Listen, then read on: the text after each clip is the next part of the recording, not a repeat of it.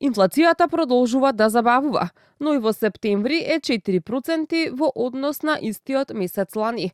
Минатиот месец беше забележана инфлација од 4,4%, а сегашното намалување се должи најмногу на помалите трошоци за транспорт за 3,3%, ресторани и хотели за 1,3% и рекреација и култура за 0,7%.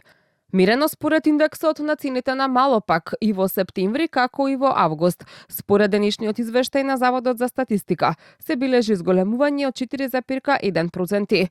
Во септември 2025 година, во однос на август 2025 година, најголемо зголемување на цените е забележано кај алкохолните пијалоци, тутунот и наркотиците за 2,8% и кај комуникациите за 1,8%. Статистика вчера излезе и со анализа, според која во периодот од јануари до септември годинава цените на угостителските услуги се зголемени за 5,2% во однос на истиот период лани.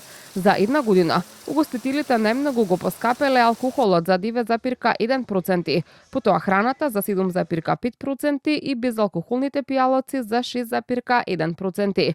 Според председателот на Туристичко-угостителската комора на Македонија, Аркан Керим, причина за трендот на зголемување на цените е заминувањето на младите на работа во странство, но сепак смета дека цените во рестораните кај нас се далеку пониски во споредба со другите земји од соседството. Самото тоа што зголемувањето на платите на вработените во устителството се зголеми за да ги задржиме работниците да родат во странство од Хрватска во Германија.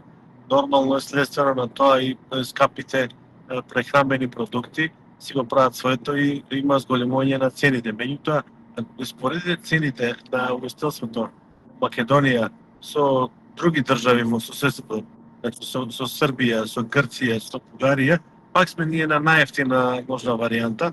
Значи цените на угостителските услуги се покачени, меѓутоа во споредба со соседството ние сме екстремно поевтини.